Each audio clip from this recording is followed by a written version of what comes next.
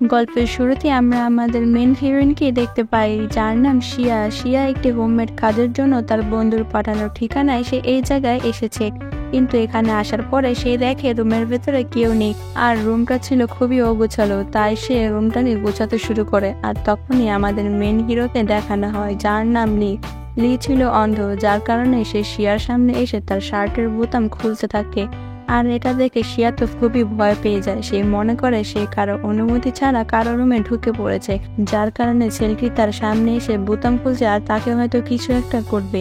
এরপরে শিয়া একটি ওয়াশরুমে গিয়ে লুকিয়ে পড়ে, আর সেখানেও লি চলে আসে। লি এসে সোজা গোসল করা শুরু করে, আর শিয়া তো না চাইতেও লির এমন অবস্থা তাকে দেখতে হচ্ছে। এরপরে শিয়া যখন ওয়াশরুম থেকে বের হয়ে যাবে, তখন কিছু একটা শব্দের কারণে লি বুঝে যায় এখানে কেউ একজন এসেছে। আর শিয়া বলে, আমার নাম শিয়া আর আমি এখানে হোমমেড কাজের জন্য এসেছি। কিন্তু লি তো তার উপরে অনেক রেগেছিল, তাই সে তাকে কাজটা দেওয়ার জন্য মানা করে দেয়। আর তখনই আমরা লির কাজিন কিনকে দেখতে পাই। কিন লিকে অনেক পছন্দ করে আর অনেক কেয়ার করে, কিন্তু লি তো তাকে কখনোই পাত্তাই দিত না। এরপরে সে তাকে জিজ্ঞাসা করে এই মেয়েটিকে। তখন লি বলে সে আমার কাজের লোক। এরপরে কিন লিকে কিছু খাবার দিয়ে সেখান থেকে চলে যায়। আর লি শিয়ানকে বলে, আমি তোমাকে এই কাজটা দিতে পারি, একটা শর্ত আছে। তুমি এই বাড়ির কাজের সাথে সাথে তুমি আমার গার্লফ্রেন্ডও হবে, আর তার জন্য আমি তোমাকে বেশি স্যালারি দিব। কিন্তু এইসব কথা শুনে শিয়ানের অনেক রাগ উঠছিল, কিন্তু বেশি স্যালারি শোনার পর থেকে সে রাজি হয়ে যায়। কারণ হলো শিয়া খুব গরিব ফ্যামিলির মেয়ে ছিল, তাছাড়া তার বাবা ছিল একটি মাতালখোর, যার কারণে সংসারের সকল খরচ বহন শিয়াকেই করতে হতো। এর জন্য শিয়ার টাকার খুব প্রয়োজন ছিল, তার জন্য সে লির কথাতে রাজি হয়ে যায়। এরপরে শিয়া তার বাড়িতে সব জিনিসপত্র নিয়ে চলে আসে, আর সে আস্তে আস্তে লি তার সাথে হুকুম চালানো শুরু করে। এরপর শিয়া তাকে মজার মজার খাবার বানিয়ে লিকে খেতে দেয়, কিন্তু লি তার খাবারের বদনাম করছে আর বলে তার খাবার একদম ভালো হয়নি। এগুলো শুনে তো শিয়া অনেক রেগে যায়। শুধুমাত্র তার বেশি স্যালারি দেওয়ার কারণে সে আর কিছুই বলতে পারে না। এরপর শিয়া তার জন্য চা বানিয়ে আনে, আর সেই চাটা খেয়েও তার কাছে একদম ভালো লাগে না। তাই লি যখন শিয়াকে কিছু একটা বলতে যাবে, খুব কাছাকাছি চলে আসে। আর শিয়া তো ভেবেছিল লি হয়তো তাকে কিস করবে, কিন্তু সে এত কাছাকাছি এসে সে তার চায়ের বদনাম করছে। এরপরে সেদিন রাতে লির চোখে অনেক পেইন উঠে, আর লি অনেক ছটফট করতে থাকে। আর তখনই শিয়া চলে আসে। শিয়া তাকে এমন ভাবে দেখে সে তার মাথায় মাসাজ করে দিতে যাবে, আর তখন লি তাকে টান দিয়ে নিজের কাছে নিয়ে নেয়। আর শিয়া তো অবাক দৃষ্টিতে লির মুখের দিকে শুধু তাকিয়ে থাকে, আর সে স্মাইল করতে থাকে। এতে বোঝা যায় শিয়া লিকে একটু পছন্দ করতে শুরু করেছে। আর অন্যদিকে তো কেউ একজন তাদের এসব ছবি তুলে নিয়ে সোশ্যাল মিডিয়ায় পোস্ট করে দেয়, আর শিয়া তো লির সাথে ওখানেই ঘুমিয়ে পড়ে। এরপর সকালে লি ঘুম ভাঙে একটা ফোনের মাধ্যমে, আর ফোনের ভিতরে বলা হচ্ছিল লির সাথে একটি মেয়ের ছবি খুবই ভাইরাল হয়ে গেছে। আর তখনই শিয়া তাদের সেই ছবিগুলোকে দেখতে পায়। এরপরে লি শিয়াকে নিয়ে তার অফিসে যায়, আর অফিসের লোকজন লি আর শিয়াকে দেখে তারা কানাকানি করতে থাকে। এরপরে কিন ফোন করে একটি মেয়েকে পাঠায় শিয়াকে অপমান করার জন্য, কিন্তু শিয়াও তো কম যায় না। শিয়া উল্টো ওই মেয়েটাকে অপমান করে এখান থেকে তাড়িয়ে দেয়। আর শিয়ার এসব দেখে সেখানে থাকা একটি বস, যার নাম মিংচেন, সে এগুলো দেখে খুবই ইমপ্রেস হয়ে যায়। তাই সে শিয়াকে তার কোম্পানিতে জব করার অফার দেয়। এরপরে সেদিন রাতে শিয়া তার একটি ফ্রেন্ডের সাথে বারে এসেছে, আর সেই ফ্রেন্ডের নাম হলো অরেঞ্জ। আর সেই বারে একটি ছেলে কাজ করতো, যার নাম চ্যান। আর চ্যান ও শিয়া আর অরেঞ্জের ফ্রেন্ড হতো, কিন্তু চ্যান শিয়াকে অনেক পছন্দ করত, কিন্তু সে এখনো প্রকাশ করতে পারেনি। এর পরের সিনে আমরা দেখতে পাই মিং চ্যান একটি বারে, আর সে অনেক ড্রিঙ্ক করেছিল।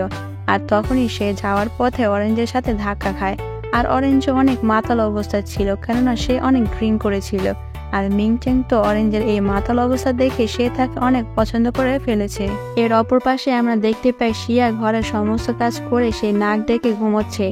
এরপরে লি যখন অফিস থেকে বাড়ি ফিরে, তখন শিয়ার ঘরে সারা শব্দ না পেয়ে সে বুঝতে পারে শিয়া হয়তো ঘুমিয়ে আছে। আর শিয়ার নাক ডাকা শব্দ শুনে লি তো মুচকে মুচকে হাসতে থাকে।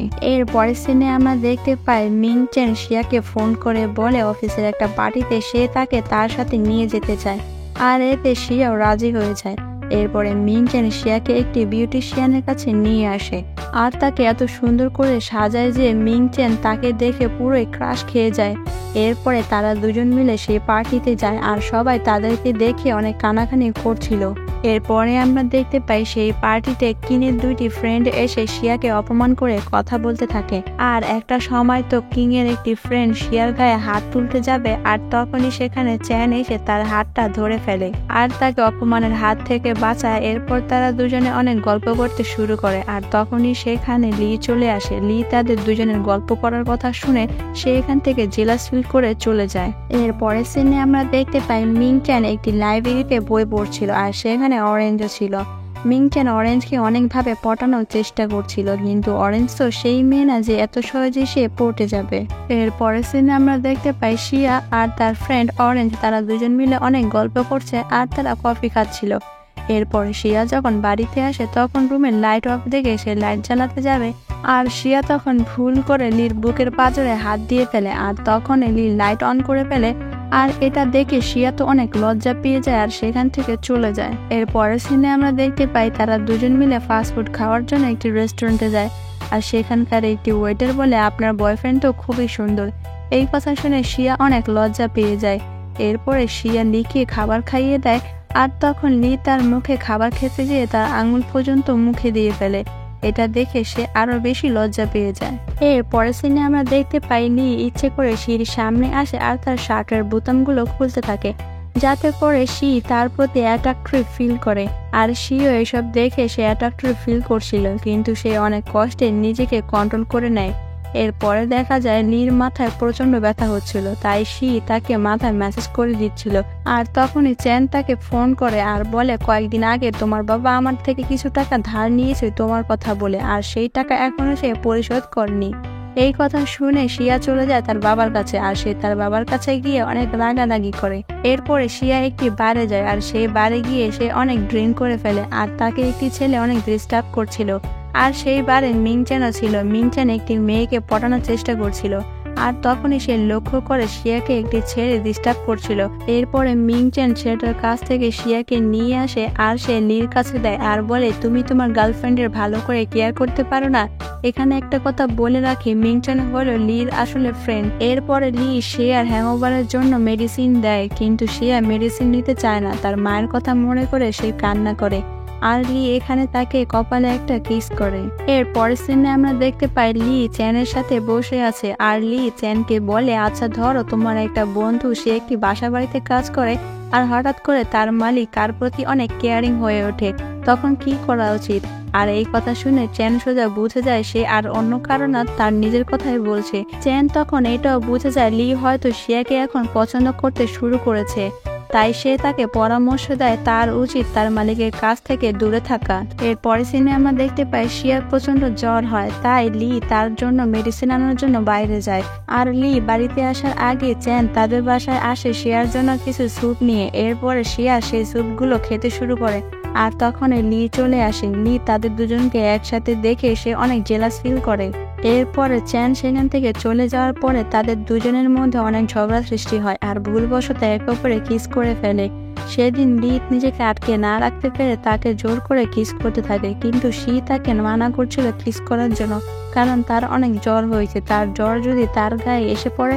কিন্তু লি তো তার কোনো কথাই শোনে না, সে তাকে কিস করতেই থাকে। এর পরের সিনে আমরা দেখতে পাই শির গায়ে থেকে লির গায়ে অনেক জ্বর এসে পড়েছে, যার কারণে সে এখন হসপিটালে ভর্তি আছে।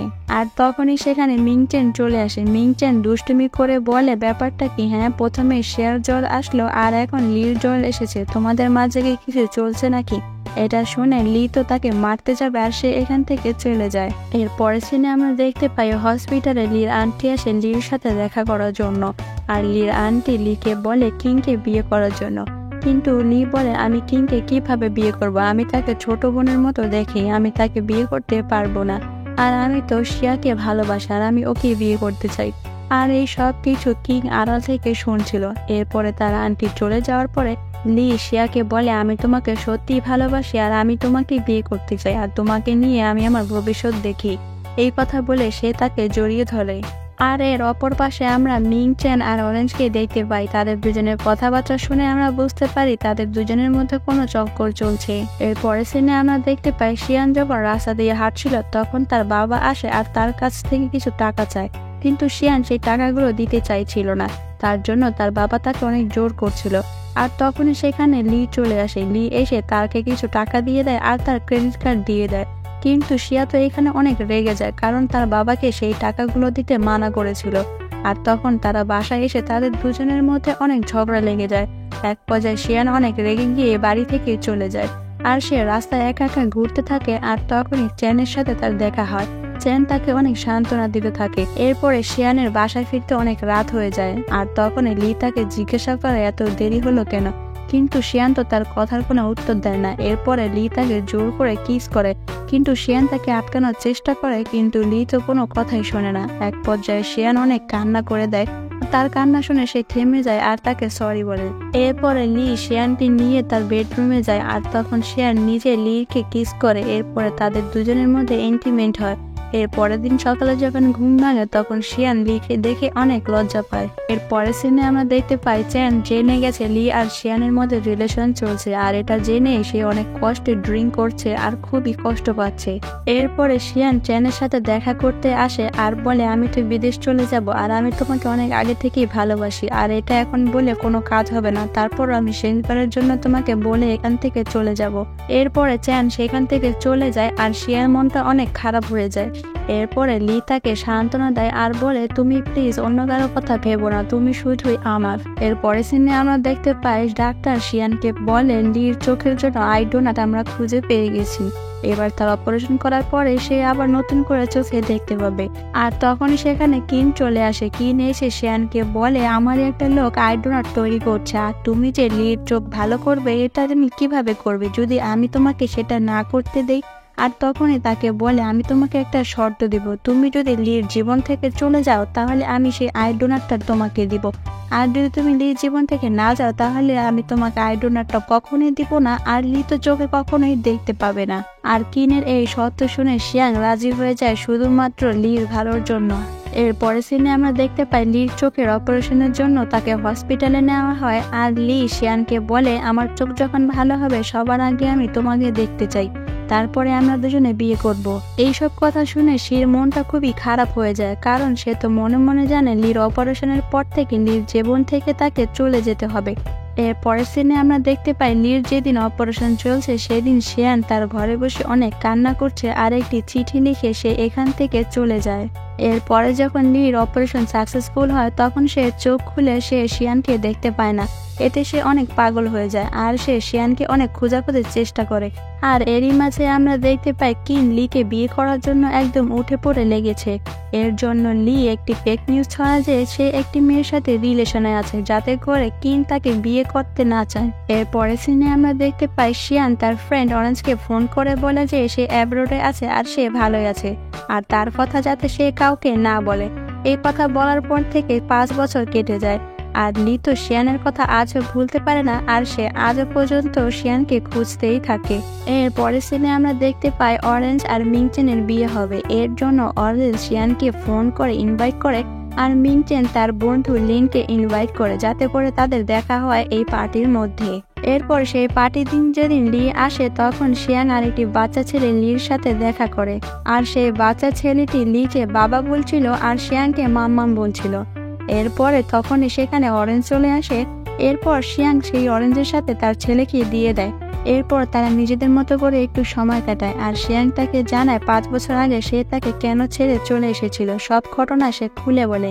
আর সে যখন চলে এসেছিল তখন সে প্রেগনেন্ট হয়ে গিয়েছিল। ডাক্তার তাকে এটা জানানোর পরে সে 5 বছর ধরেই তার বাচ্চাকে সে লালন পালন করে এত বড় করেছে। এরপরে লি তাকে বলে আমি আগে যেমন তোমাকে ভালোবাসতাম আর আমি এখনো পর্যন্ত তোমাকে আমি ভালোবাসি।